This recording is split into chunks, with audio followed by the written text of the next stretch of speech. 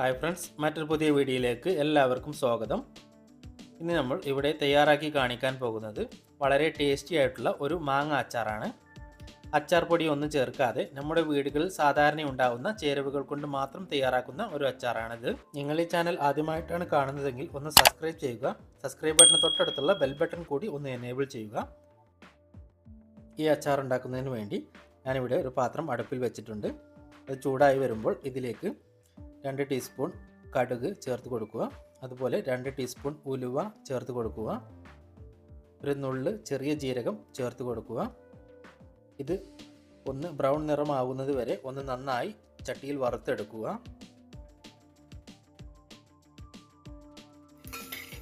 ഇപ്പോൾ ഉലുവ നന്നായി ബ്രൗൺ നിറമായി വന്നിട്ടുണ്ട്. കടുക് നന്നായി പൊട്ടാനും തുടങ്ങിയിട്ടുണ്ട്. ഇനി തീ ഓഫ് ചെയ്ത് ഇതൊന്ന് വാങ്ങി വെക്കുക. അതിനുശേഷം ചൂടോടെ തന്നെ ഒന്ന് പൊടിച്ചെടുക്കുക. ഇനി നമുക്ക് അച്ചാർ ഉണ്ടാക്കുന്നത് എങ്ങനെയെന്ന് നോക്കാം. അതിനായി പാത്രത്തിലേക്ക് ഒരു 100 ഗ്രാം എള്ളെണ്ണ ഒഴിച്ചു കൊടുക്കുക. അച്ചാർ ഉണ്ടാക്കുവാൻ എപ്പോഴും എള്ളെണ്ണയാണ് നല്ലത്. എണ്ണ ചൂടായി വരുമ്പോൾ ഇതിലേക്ക് ഒരു 1.5 ടീസ്പൂൺ കടുക് ചേർത്ത് കൊടുക്കുക. കടുക് നന്നായി പൊട്ടിയതിന് ശേഷം ഇതിലേക്ക് 100 ഗ്രാം ഇഞ്ചി ചെറുതായി അരിഞ്ഞത്, 100 ഗ്രാം വെളുത്തുള്ളി ചെറുതായി അരിഞ്ഞത്, ഒരു 10 മുളക് ചെറുതായി അരിഞ്ഞത് എന്നിവ ചേർത്ത് കൊടുക്കുക. ഇവയുടെയൊക്കെ പച്ചമണം പോകുന്നത് വരെ എണ്ണയിൽ നന്നായി വഴറ്റിയെടുക്കുക. കൂടെ 2 അല്ലി കറിവേപ്പില കൂടി ചേർത്ത് കൊടുക്കുക. അതിനുശേഷം വീണ്ടും ഒന്ന് നന്നായി ഇളക്കി കൊടുക്കുക.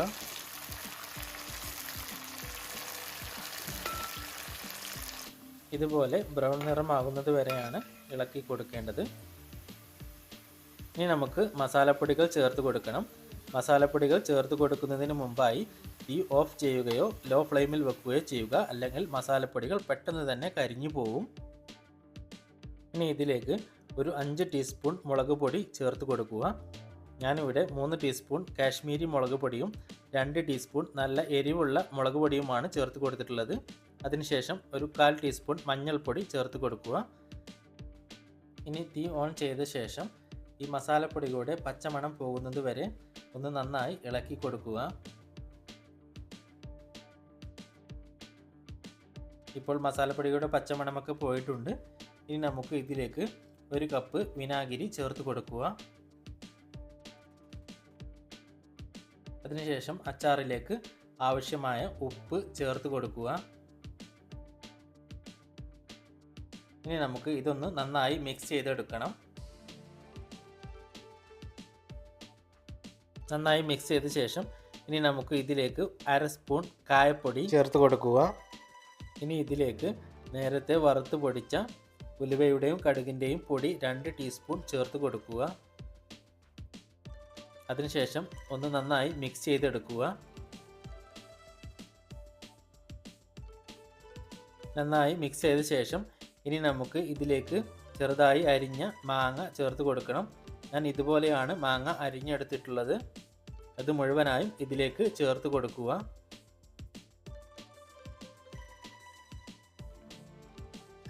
അതിനുശേഷം ഒന്ന് നന്നായി മിക്സ് ചെയ്തെടുക്കുക.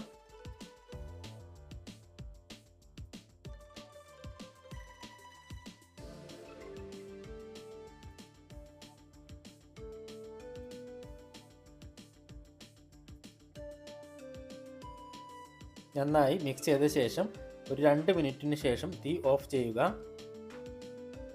വളരെ ടേസ്റ്റി ആയിട്ടുള്ള മാങ്ങ അച്ചാർ ഇവിടെ റെഡി ആയിട്ടുണ്ട്. ചൂടാറിയതിന് ശേഷം ഉണങ്ങിയ കുപ്പികളിലാക്കി സൂക്ഷിക്കുക. എന്നാലാണ് കൂടുതൽ കാലം കേടുകൂടാതെ ഇരിക്കുകയുള്ളൂ. എല്ലാവരും ചെയ്ത് നോക്കണം. വളരെ ടേസ്റ്റി ആയിട്ടുള്ള ഒരു മാങ്ങ അച്ചാറാണിത്. 2 ദിവസത്തിന് ശേഷം നമുക്ക് ഉപയോഗിച്ച് തുടങ്ങാവുന്നതാണ്. നിങ്ങൾ ഈ ചാനൽ ഇതുവരെ സബ്സ്ക്രൈബ് ചെയ്തിട്ടില്ല എങ്കിൽ ഒന്ന് സബ്സ്ക്രൈബ് ചെയ്യുക. സബ്സ്ക്രൈബ് ബട്ടന് തൊട്ടടുത്തുള്ള ബെൽ ബട്ടൺ കൂടി ഒന്ന് എനേബിൾ ചെയ്യുക.